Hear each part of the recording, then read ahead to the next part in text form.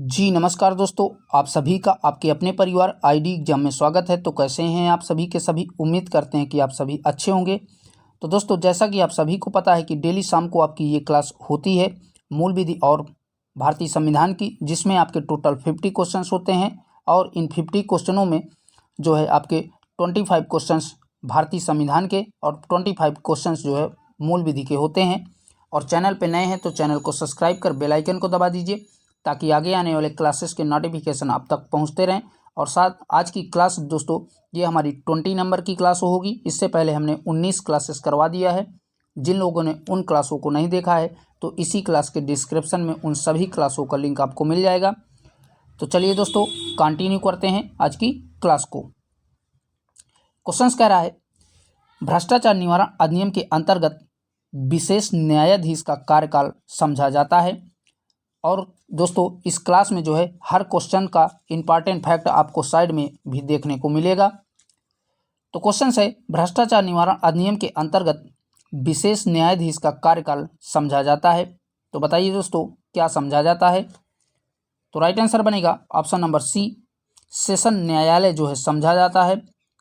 और बता दें, अधिनियम के अंतर्गत अर्थात भ्रष्टाचार निवारण अधिनियम के अंतर्गत जो है विशेष न्यायाधीश में सत्र न्यायाधीश, अतिरिक्त सेशन न्यायाधीश एवं सहायक न्यायाधीश आते हैं तथा विशेष न्यायाधीश का न्यायालय सेशन न्यायालय जो है समझा जाता है इसमें। तो याद रखिएगा।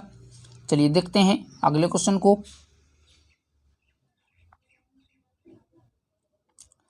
क्वेश्चन कह रहा है, विशेष न्यायाधीश को नियुक्त करने की शक्ति निम्नलिखित में से किसको प्राप्त है।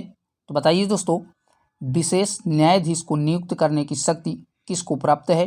ऑप्शंस हैं केंद्र सरकार, दूसरा कह रहा है राज्य सरकार, तीसरा कह रहा है चुनाव आयुक्त और लास्ट कह रहा है ए एवं बी दोनों। तो राइट आंसर हो जाएगा केंद्र सरकार और राज्य सरकार दोनों को जो है विशेष न्यायाधीश की नियुक्त करने का अधिकार है। तो राइट आंसर आपका बनेगा ए एवं B, option number D correct हो जाएगा। और बता दें, इस अधिनियम में विशेष न्यायाधीश को नियुक्त करने की शक्ति केंद्र सरकार एवं राज्य सरकार दोनों को है। तो याद रखिएगा। आइए देखते हैं नेक्स्ट क्वेश्चन को। क्वेश्चन कह रहा है, भ्रष्टाचार निवारण अधिनियम की धारा 7 से 11 तक में परिभाषित अपराधों के दुष्प्रेरण के लिए दंड का प्रावधान है। तो बताइए दोस्तों, इसमें जो है दुष्प्रेरण के लिए दंड का प्रावधान कितना है। तो राइट आंसर बनेगा न्यूनतम 3 वर्ष और अधिकतम जो है 7 वर्ष और साथ में जुर्माना भी दंड का प्रावधान है दुष्प्रेरण के लिए। इस अधिनियम के अंतर्गत, भ्रष्टाचार निवारण अधिनियम के अंतर्गत जो है 7 से 11 तक में जो परिभाषाएं दी गई हैं उनमें दुष्प्रेरण के लिए दंड का प्रावधान 3 वर्ष से लेकर के और 7 वर्ष तक की जो है अवधि के लिए कारावास और जुर्माना हो सकता है। और बता दें, अधिनियम की धारा 12, 17 और 11 में परिभाषित अपराधों के दुष्प्रेरण के लिए दंड का प्रावधान किया गया है। तो कौन कौन सी धारा हैं, धारा 12, 17 और 11, तो इनको भी याद रखिएगा। चलिए देखते हैं अगले क्वेश्चन को। क्वेश्चन कह रहा है, भ्रष्टाचार निवारण अधिनियम 1988 की किस धारा में विशेष न्यायाधीश की नियुक्ति का प्रावधान दिया गया है। तो बताइए दोस्तों, किस धारा के अंतर्गत विशेष न्यायाधीश का प्रावधान नियुक्त का दिया गया है। तो राइट आंसर हो जाएगा ऑप्शन नंबर ए, धारा 3 में जो है इसका उपबंध दिया गया है। और बता दें, भ्रष्टाचार निवारण अधिनियम की धारा 3 के अंतर्गत विशेष न्यायाधीशों की नियुक्ति का अधिकार केंद्र सरकार व राज्य सरकार दोनों को है। आइए देखते हैं नेक्स्ट क्वेश्चन को।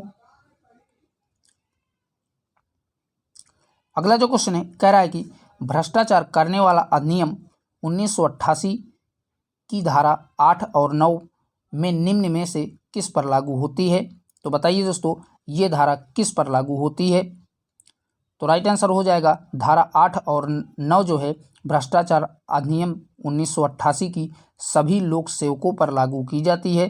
तो ऑप्शन नंबर सी आपका करेक्ट हो जाएगा। और बता दें, भ्रष्टाचार निवारण अधिनियम 1988 की धारा 8 एवं 9 सभी लोक सेवकों पर लागू होती है। तो याद रखिएगा। आइए देखते हैं नेक्स्ट क्वेश्चन को। अगला जो क्वेश्चन है कह रहा है कि भ्रष्टाचार निवारण अधिनियम 1988 का अधिनियम निम्न में से संख्याक है। तो बताइए दोस्तों इसमें कितने संख्याक हैं। तो राइट आंसर बनेगा ऑप्शन नंबर बी, इसमें 49 संख्याक हैं भ्रष्टाचार निवारण अधिनियम 1988 में। तो याद रखिएगा दोस्तों, मोस्ट इंपॉर्टेंट है। चलिए देखते हैं अगले क्वेश्चन को। क्वेश्चन से भ्रष्टाचार निवारण अधिनियम 1988 की धारा 13 में कितने प्रकार के अधिकारों का वर्णन किया गया है। तो बताइए दोस्तों भ्रष्टाचार निवारण अधिनियम की धारा 13 में कितने प्रकार के अधिकारों का वर्णन किया गया है। तो इसमें जो है 5 प्रकार के अधिकारों का वर्णन किया गया है। तो ऑप्शन नंबर ए आपका करेक्ट हो जाएगा। आइए देखते हैं नेक्स्ट क्वेश्चन को। क्वेश्चन कह रहा है निम्न में से कौन सा पुलिस अधिकारी भ्रष्टाचार निवारण अधिनियम के अंतर्गत जांच करने के लिए अधिकृत है। तो बताइए दोस्तों कौन सा पुलिस अधिकारी भ्रष्टाचार निवारण अधिनियम के अंतर्गत जो है जांच कर सकता है। तो राइट आंसर हो जाएगा ऑप्शन नंबर सी, पुलिस उपाधीक्षक जो है जांच कर सकता है। तो ऑप्शन नंबर सी आपका करेक्ट हो जाएगा। और दोस्तों ये आपकी क्लास चैप्टर वाइज होती है जो कि जिसमें सारे प्रीवियस ईयर क्वेश्चंस होते हैं। चलिए देखते हैं नेक्स्ट क्वेश्चन को। क्वेश्चन कह रहा है भ्रष्टाचार निवारण अधिनियम 1988 की किस धारा में विशेष न्यायाधीश के अधिकारों का प्रावधान किया गया है। तो बताइए दोस्तों कौन सी धारा के अंतर्गत जो है न्यायाधीश के अधिकारों का प्रावधान किया गया है। तो धारा 5 में जो है इसका अधिकार दिया गया है। ऑप्शन नंबर ए आपका करेक्ट हो जाएगा। आइए देखते हैं अगले क्वेश्चन को। अगला जो क्वेश्चन है कह रहा है कि निम्नलिखित में से विशेष न्यायाधीश द्वारा दिए गए निर्णय की अपील किस न्यायालय में होती है। तो बताइए दोस्तों विशेष न्यायाधीश द्वारा दिए गए निर्णय की अपील किस न्यायालय में की जाती है। तो राइट आंसर हो जाएगा उच्च न्यायालय में की जाती है। तो ऑप्शन नंबर ए आपका करेक्ट हो जाएगा। ठीक है दोस्तों, और बता दें इस अधिनियम में जो है विशेष न्यायाधीश द्वारा दिए गए निर्णय की अपील एवं पुनर्निरीक्षण उच्च न्यायालय में किया जाता है। तो याद रखिएगा दोनों के दोनों अपील और पुनर्निरीक्षण जो है उच्च न्यायालय में किया जाता है। आइए देखते हैं अगले क्वेश्चन को।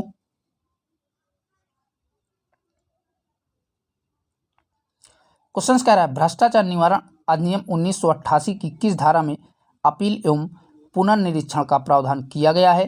तो बताइए दोस्तों अपील और पुनर्निरीक्षण का प्रावधान जो उच्च न्यायालय में किया जाता है कौन सी धारा में वर्णित है। तो राइट आंसर बनेगा ऑप्शन नंबर सी, धारा 27 में जो है वर्णित है। चलिए देखते हैं नेक्स्ट क्वेश्चन को।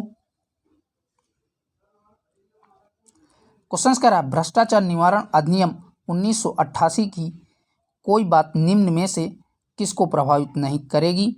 तो बताइए दोस्तों किसको जो है प्रभावित नहीं करती हैं। तो ऑप्शन कह रहा है नेवी अधिनियम 1957, अगला कह रहा है आर्मी अधिनियम 1950, अगला कह रहा है वायुसेना अधिनियम 1950 और लास्ट कह रहा है उपर्युक्त सभी। तो राइट आंसर हो जाएगा ऑप्शन नंबर डी करेक्ट हो जाएगा। उपर्युक्त सभी के सभी को जो है प्रभावित नहीं करती है भ्रष्टाचार निवारण अधिनियम की 1988 की कोई भी बात। और बता दें भ्रष्टाचार निवारण अधिनियम 1988 में सेना, नौसेना, वायुसेना अथवा अन्य विधि का प्रभावित न होना इस अधिनियम की धारा 25 में वर्णित है। तो ये सारे के सारे चीज़ें जो है इनका प्रावधान इस अधिनियम की धारा 25 में दिया गया है। तो याद रखिएगा। आइए देखते हैं नेक्स्ट क्वेश्चन को। अगला जो क्वेश्चन है कह रहा है कि उत्तर प्रदेश जमींदारी विनाश एवं भूमि सुधार अधिनियम 1950 लागू होने के पूर्व उत्तर प्रदेश में कितने प्रकार की जोतदारियाँ थी। मोस्ट इंपॉर्टेंट है। तो बताइए दोस्तों उत्तर प्रदेश जमींदारी विनाश एवं भूमि सुधार अधिनियम 1950 के लागू होने के पहले जो है उत्तर प्रदेश में कितने प्रकार की जोतदारियाँ थी। तो राइट आंसर हो जाएगा उत्तर प्रदेश में 14 प्रकार की जो है जोतदारियाँ थी इस अधिनियम को लागू होने के पहले। चलिए देखते हैं नेक्स्ट क्वेश्चन को। दोस्तों आप सभी से रिक्वेस्ट है कि आप सभी चैनल को भी सब्सक्राइब कर दीजिए, क्योंकि मैं और मेरी टीम आपके लिए इतना मेहनत करती है। तो प्लीज़ आप सभी से रिक्वेस्ट है कि चैनल को भी आप लोग सब्सक्राइब कर दीजिए। अगला क्वेश्चन है, निम्न में से कृषि वर्ष किस तिथि को प्रारंभ होता है? मोस्ट इंपॉर्टेंट है, ये आपका 2011 में पूछा हुआ क्वेश्चन है दोस्तों। तो बताइए दोस्तों, निम्न में से कृषि वर्ष किस तिथि को प्रारंभ होता है? तो राइट आंसर हो जाएगा, कृषि तिथि जो है 1 जुलाई को प्रारंभ होती है। तो ऑप्शन नंबर ए आपका करेक्ट हो जाएगा। आइए देखते हैं अगले क्वेश्चन को।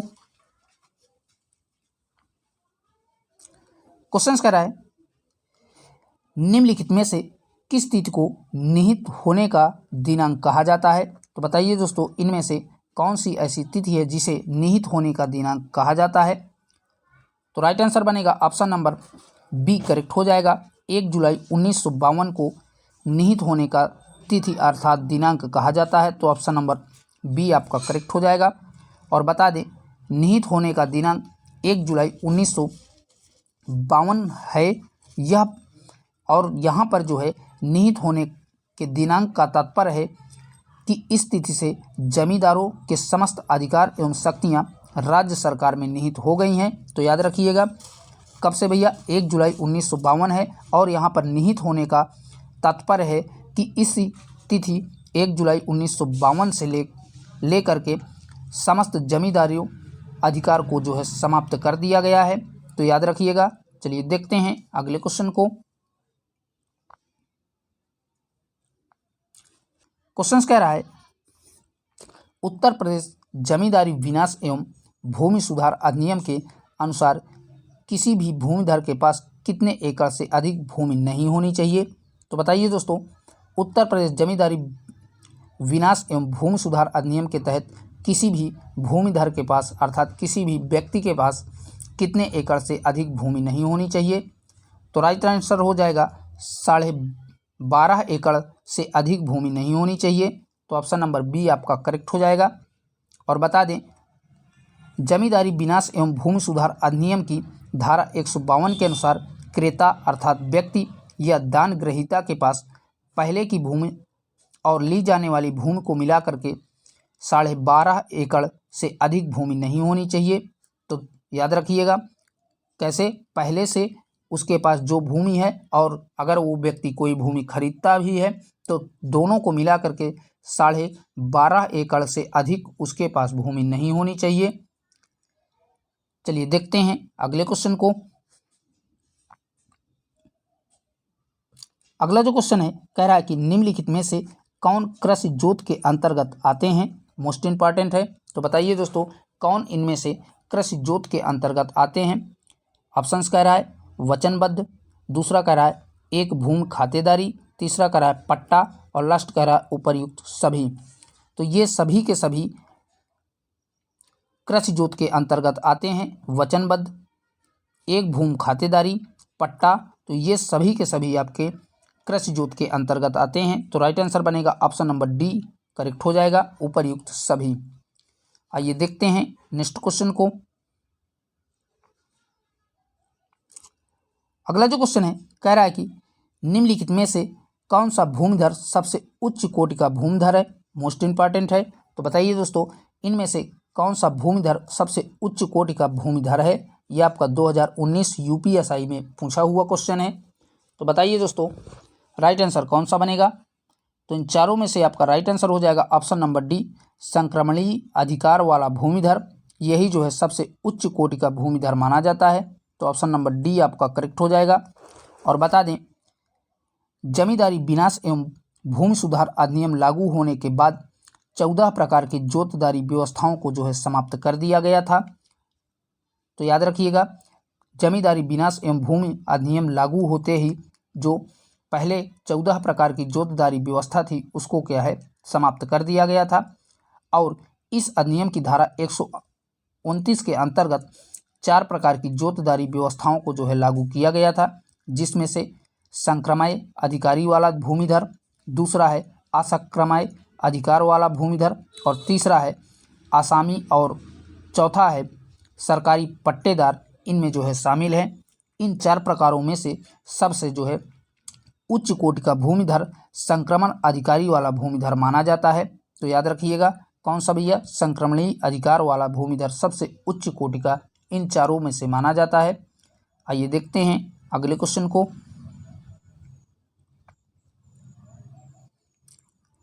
क्वेश्चन कह रहा है निम्न में से कौन सा भूमिधर अपने संपूर्ण जोत का ही समर्पण कर सकता है, ना कि उसके किसी भाग का?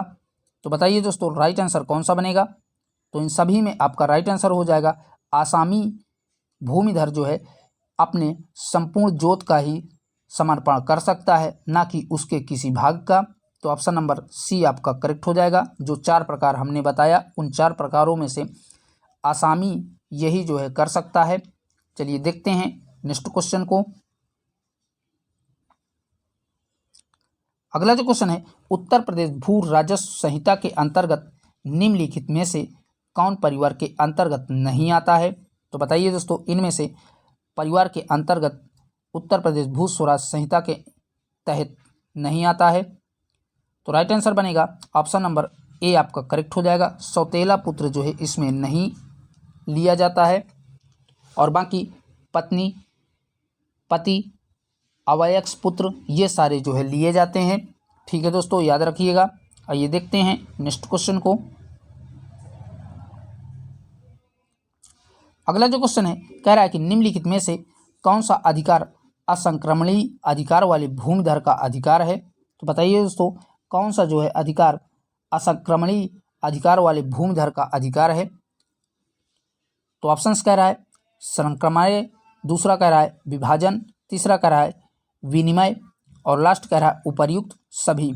तो ये सभी के सभी जो है असंक्रमणीय अधिकार वाले भूमिधर के अधिकार होते हैं। तो ऑप्शन नंबर डी आपका करेक्ट हो जाएगा।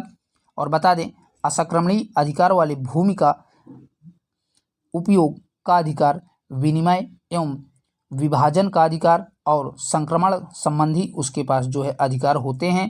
तो यही जो है तीनों अधिकार होते हैं, तो याद रखिएगा। चलिए देखते हैं अगले क्वेश्चन को। अगला जो क्वेश्चन है कह रहा है कि निम्नलिखित में से कौन सा अधिकार संक्रमणीय अधिकार वाले भूमिधर का अधिकार है? तो बताइए दोस्तों इनमें से कौन सा अधिकार संक्रमणीय अधिकार वाले भूमिधर का अधिकार होते हैं? तो राइट आंसर हो जाएगा ऑप्शन नंबर डी उपर्युक्त सभी, यानी कि वंशानुगति, और दूसरा है संक्रमण, तीसरा है स्थायी। ये तीनों के तीनों जो है संक्रमणीय अधिकार वाले भूमिधर के अधिकार होते हैं। और बता दें कि संक्रमणीय अधिकार वाले भूमिधर का अपनी भूमि में संक्रमणीय, स्थायी, वंशानुगत के अधिकार होते हैं। तो यही 3 अधिकार जो है संक्रमणीय अधिकार वाले भूमिधर के पास होते हैं, तो याद रखिएगा। चलिए देखते हैं अगले क्वेश्चन को। अगला जो क्वेश्चन है कह रहा है कि उत्तर प्रदेश भू राजस्व अधिनियम की किस धारा में कृषि शब्द को परिभाषित किया गया है? तो बताइए दोस्तों कृषि शब्द को जो है भू स्वराज अधिनियम की कौन सी धारा में परिभाषित किया गया है? तो राइट आंसर बनेगा ऑप्शन नंबर बी धारा 4 के 2 में जो है कृषि शब्द को परिभाषित किया गया है इस अधिनियम के। आइए देखते हैं नेक्स्ट क्वेश्चन को। अगला जो क्वेश्चन है कह रहा है कि निम्न में से कृषि वर्ष किस तिथि को समाप्त होता है? मोस्ट इंपॉर्टेंट है। तो बताइए दोस्तों कृषि वर्ष किस तिथि को जो है समाप्त होता है? तो राइट आंसर हो जाएगा ऑप्शन नंबर बी 30 जून को जो है समाप्त किया जाता है। तो ऑप्शन नंबर बी आपका राइट हो जाएगा। और बता दें कृषि तिथि को फसली वर्ष भी कहा जाता है, तो याद रखिएगा। तो कह रहा है कि कृषि या फसली वर्ष से तात्पर्य उस वर्ष से है जो 1 जुलाई से शुरू होकर 30 जून को समाप्त होता है। और फसली वर्ष की शुरुआत मुगल शासक अकबर ने जो है 1555 ईस्वी से की थी। तभी से जो है राजस्व अभिलेखों में कृषि या फसली वर्ष चलता चला आ रहा है। तो याद रखिएगा सारे के सारे फैक्ट। किसने इसकी शुरुआत किया था? मुगल शासक अकबर के द्वारा 1955 में इसकी शुरुआत की गई थी। और जो है इसका प्रारंभ 1 जुलाई से शुरू होता है और 30 जून को ये फसली वर्ष समाप्त होता है। तो याद रखिएगा दोस्तों सारे के सारे फैक्ट। आइए देखते हैं अगले क्वेश्चन को। क्वेश्चन कह रहा है उत्तर प्रदेश भू राजस्व संहिता 2016 निम्न में से किस तिथि को लागू हुई है? तो बताइए दोस्तों, यह जो है संहिता किस तिथि को लागू की गई थी? तो यह जो है 11 फरवरी 2016 को लागू की गई थी। तो ऑप्शन नंबर बी आपका करेक्ट हो जाएगा। ठीक है दोस्तों, आइए देखते हैं नेक्स्ट क्वेश्चन को। क्वेश्चन कह रहा है, अब दोस्तों यहाँ से आपके भारतीय संविधान के क्वेश्चन शुरू हैं, क्योंकि 25 क्वेश्चन आपके मूल विधि के होते हैं और 25 क्वेश्चन इसमें भारतीय संविधान के होते हैं। तो क्वेश्चन कह रहा है, भारतीय संविधान के किस अनुच्छेद के अंतर्गत लोक सेवा आयोग के सदस्यों को उसके पद से हटाया जा सकता है? तो बताइए दोस्तों, लोक सेवा आयोग के सदस्य को कैसे जो है उसके पद से हटाया जा सकता है? तो राइट आंसर हो जाएगा ऑप्शन नंबर सी, अनुच्छेद 317 के तहत जो है उसको उसके पद से हटाया जा सकता है, लोकसभा आयोग के सदस्य को। आइए देखते हैं अगले क्वेश्चन को। क्वेश्चन कह रहा है, उत्तर प्रदेश लोक सेवा आयोग के व्यय किस निधि पर भारित होते हैं? तो बताइए दोस्तों, किस निधि पर जो है ये भारित होते हैं? तो राइट आंसर बनेगा ऑप्शन नंबर बी, राज्य की संचित निधि पर जो है भारित होते हैं या आश्रित होते हैं। तो ऑप्शन नंबर बी आपका करेक्ट हो जाएगा। ठीक है दोस्तों, अगला है, निम्नलिखित में से किसी राज्य लोक सेवा आयोग के कार्यों को किस एक के अनुमोदन से संघ लोक सेवा आयोग को सौंपे जा सकते हैं? तो बताइए दोस्तों, किसके अनुमोदन से जो है संघ लोक सेवा आयोग को सौंपे जा सकते हैं? तो राइट आंसर हो बनेगा, राष्ट्रपति के अनुमोदन से जो है इसको सौंपे जाते हैं। तो ऑप्शन नंबर डी आपका करेक्ट हो जाएगा। चलिए देखते हैं नेक्स्ट क्वेश्चन को। अगला जो क्वेश्चन है, कह रहा है कि भारत में पहली बार लोक सेवा आयोग की स्थापना अधिनियम से हुई, वह निम्नलिखित में से है। तो बताइए दोस्तों, कौन से अधिनियम के द्वारा जो है पहली बार भारत में लोक सेवा आयोग की स्थापना की गई थी? तो राइट आंसर हो जाएगा ऑप्शन नंबर सी करेक्ट हो जाएगा। गवर्नमेंट ऑफ इंडिया एक्ट 1919 के तहत जो है भारत में पहली बार लोक सेवा आयोग की स्थापना की गई थी। तो ऑप्शन नंबर सी आपका करेक्ट हो जाएगा। और बता दें, भारत शासन अधिनियम 1919 की धारा 96 के सी में जो है के अंतर्गत इसको पहली बार भारत में जो है लोक सेवा आयोग का गठन 1 अक्टूबर 1926 को किया गया था। तो कब दोस्तों? 1 अक्टूबर 1926 को इसका गठन किया गया था। तो याद रखिएगा, कौन से अधिनियम के तहत? भारत शासन अधिनियम 1919 के धारा 96 के सी के तहत 1 अक्टूबर 1926 को जो है इसको स्थापित किया गया था। चलिए देखते हैं अगले क्वेश्चन को।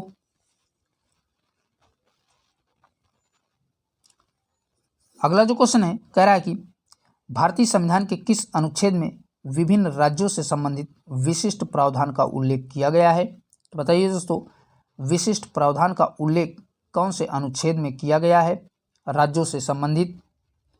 तो राइट आंसर बनेगा अनुच्छेद 371, ऑप्शन नंबर सी करेक्ट हो जाएगा। इसी में जो है प्रावधान दिया गया है। आइए देखते हैं नेक्स्ट क्वेश्चन को। अगला जो क्वेश्चन है, कह रहा है कि निम्नलिखित अनुच्छेदों में से किस एक अनुच्छेद के अंतर्गत एक निर्वाचन आयोग का प्रावधान है? तो बताइए दोस्तों, कौन से अनुच्छेद के अंतर्गत जो है एक निर्वाचन आयोग का प्रावधान दिया गया है? मोस्ट इंपॉर्टेंट है, ये आपका 2017 का पूछा हुआ क्वेश्चन है। तो राइट आंसर हो जाएगा अनुच्छेद 324 के तहत जो है एक निर्वाचन आयोग का प्रावधान भारतीय संविधान में दिया गया है। तो ऑप्शन नंबर डी आपका करेक्ट हो जाएगा। आइए देखते हैं नेक्स्ट क्वेश्चन को।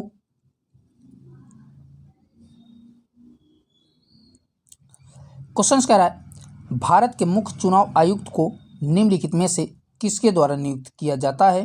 तो बताइए दोस्तों, भारत के मुख्य चुनाव आयुक्त को किसके द्वारा नियुक्त किया जाता है? तो राइट आंसर हो जाएगा राष्ट्रपति के द्वारा नियुक्त किया जाता है। तो ऑप्शन नंबर सी आपका करेक्ट हो जाएगा। और बता दें, वर्तमान में जो है मुख्य चुनाव आयुक्त ज्ञानेश कुमार हैं, जो कि 26वें नंबर के चुनाव आयुक्त हैं। तो याद रखिएगा, कौन है दोस्तों? ज्ञानेश कुमार वर्तमान में मुख्य चुनाव आयुक्त भारत के हैं और ये 26वें नंबर के हैं। ठीक है, तो याद रखिएगा। चलिए देखते हैं अगले क्वेश्चन को। क्वेश्चन कह रहा है निम्नलिखित में से निर्वाचन आयुक्त को उसके पद से कैसे हटाया जा सकता है। तो बताइए दोस्तों, निर्वाचन आयुक्त को उसके पद से कैसे हटाया जाता है। तो राइट आंसर हो जाएगा ऑप्शन नंबर सी, मुख्य निर्वाचन आयुक्त के परामर्श पर राष्ट्रपति द्वारा उसे उसके पद से हटाया जाता है। तो ऑप्शन नंबर सी आपका करेक्ट हो जाएगा। ठीक है दोस्तों, आइए देख लेते हैं नेक्स्ट क्वेश्चन को।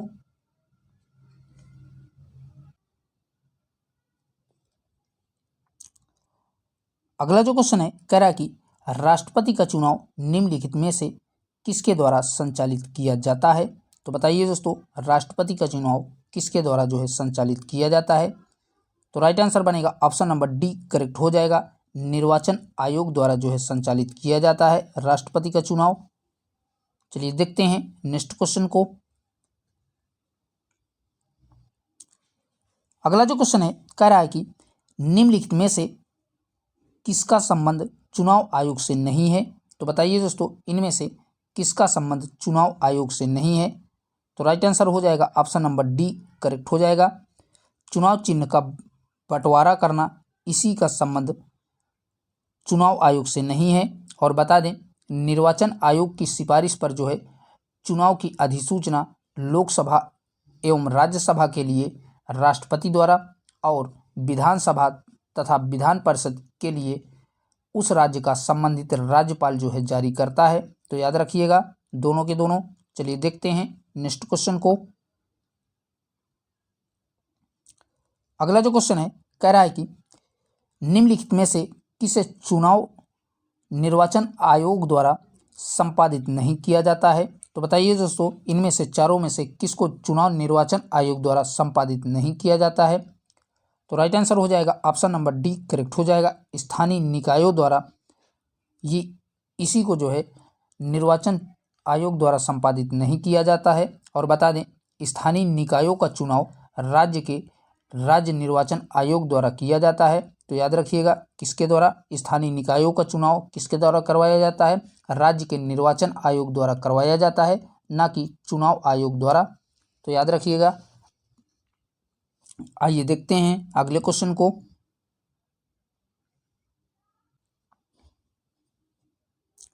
अगला जो क्वेश्चन है कह रहा है कि निम्न विकल्पों में से सांसदों की अयोग्यता संबंधी विवाद का निर्णय कौन देता है। तो बताइए दोस्तों, सांसदों की अयोग्यता संबंधी विवाद का निर्णय किसके द्वारा दिया जाता है। तो राइट आंसर हो जाएगा ऑप्शन नंबर डी, निर्वाचन आयोग के परामर्श से राष्ट्रपति द्वारा दिया जाता है। तो ऑप्शन नंबर डी आपका करेक्ट हो जाएगा। आइए देखते हैं अगले क्वेश्चन को। अगला जो क्वेश्चन है कह रहा है कि न्यायालय द्वारा अपराधी घोषित किए गए व्यक्ति को चुनाव लड़ने के लिए अयोग्य करार देने का निर्णय किसके द्वारा दिया जाता है। तो बताइए दोस्तों, कोई भी व्यक्ति अगर न्यायालय द्वारा अपराधी घोषित कर दिया गया है तो उसे चुनाव लड़ने के लिए अयोग्य कौन घोषित करता है। तो राइट आंसर हो जाएगा संसद द्वारा जो है उसे अयोग्य घोषित किया जाता है। और बता दें, संसद द्वारा बनाए गए लोक प्रतिनिधित्व अधिनियम 1951, कौन सा दोस्तों, 1951 जो है लोक प्रतिनिधित्व अधिनियम की धारा 8 के तीसरे में इसका जो है प्रावधान बताया गया है। ठीक है दोस्तों, किसमें, लोक प्रतिनिधित्व अधिनियम 1951 की धारा 8 के 3 में जो है इसका प्रावधान वर्णित है। और संसद द्वारा जो है किसी भी व्यक्ति को अगर न्यायालय ने अपराधी घोषित कर दिया है तो उसे चुनाव लड़ने के लिए जो है प्रतिबद्ध कर सकता है, अर्थात अयोग्य घोषित कर सकता है। ठीक है दोस्तों, चलिए देखते हैं अगले क्वेश्चन को।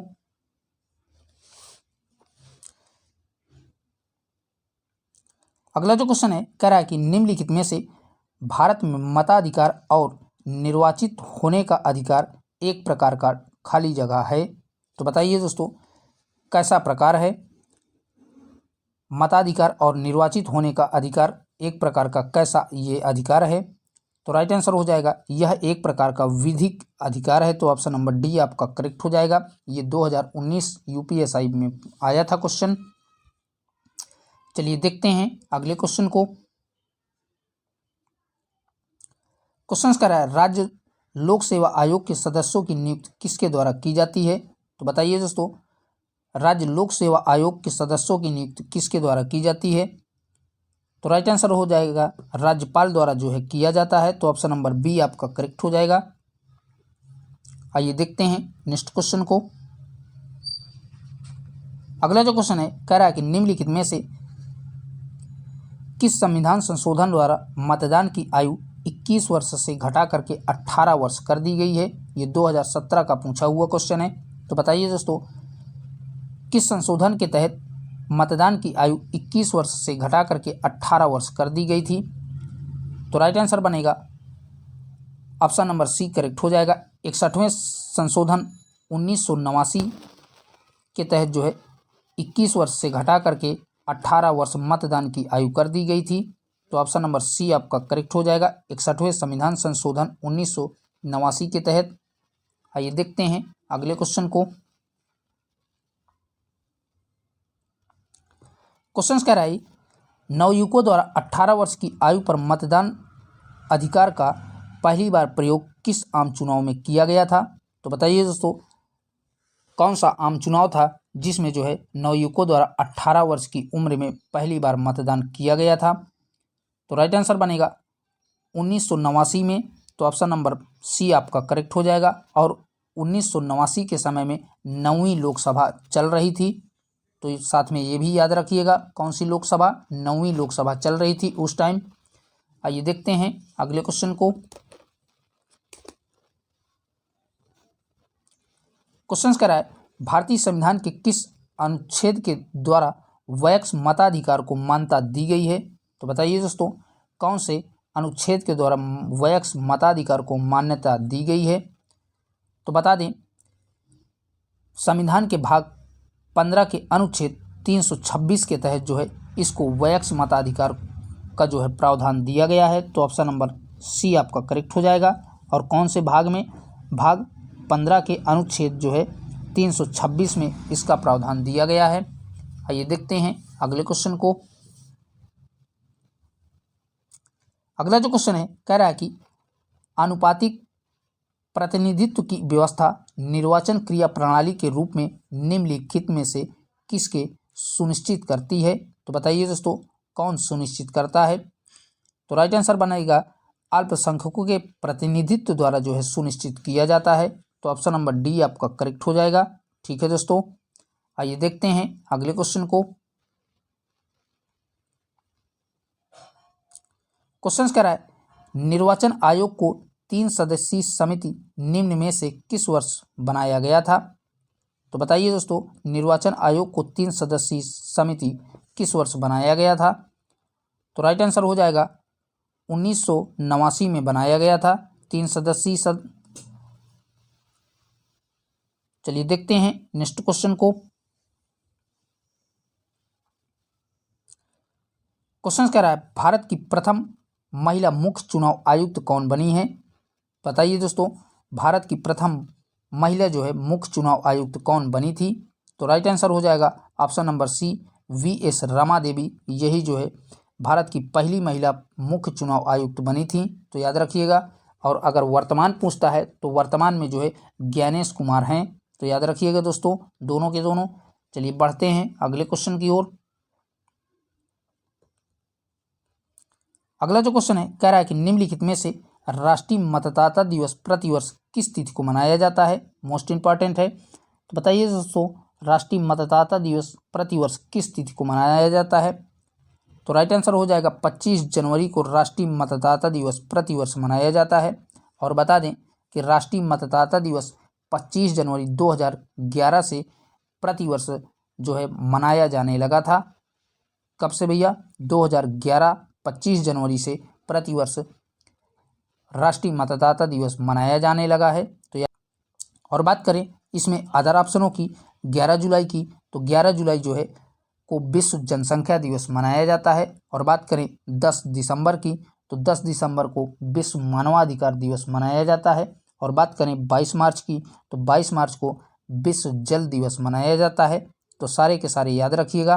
आइए देखते हैं अगले क्वेश्चन को।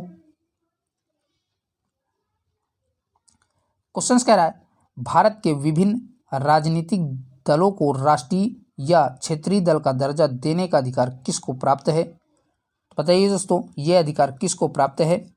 तो राइट आंसर हो जाएगा ऑप्शन नंबर सी करेक्ट हो जाएगा। चुनाव आयोग को ये अधिकार प्राप्त है और चुनाव आयोग को जो है निर्वाचन आयोग भी कहा जाता है। तो याद रखिएगा, इसे जो है निर्वाचन आयोग भी कहा जाता है। आइए देखते हैं अगले क्वेश्चन को।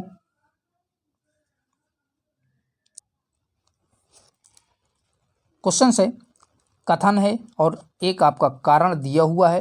तो कथन में कह रहा है भारत में स्थायी दलीय व्यवस्था नहीं है। तो बताइए दोस्तों, ये सही है या गलत है? तो ये आपका सही दिया गया है। भारत में जो है एक दलीय व्यवस्था नहीं है, स्थायी दलीय व्यवस्था नहीं है।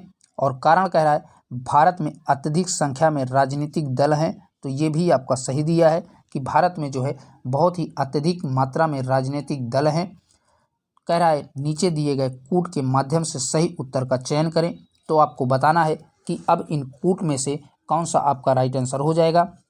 तो इन चारों में से आपका राइट आंसर हो जाएगा ऑप्शन नंबर बी। ए तथा आर दोनों सही हैं और ए आर की व्याख्या नहीं करता है, यही इसका सही जवाब हो जाएगा। ठीक है दोस्तों, तो दोस्तों आज के लिए इतना ही। क्लास अच्छी लगी हो तो अपने दोस्तों में शेयर कर दीजिए और भैया चैनल को सब्सक्राइब नहीं किए हैं तो प्लीज़ आप सभी से रिक्वेस्ट है कि चैनल को भी सब्सक्राइब कर दीजिए। फिर मिलेंगे इसकी क्लास 21 लेकर के। तब तक के लिए बाय बाय, टेक केयर, जय हिंद।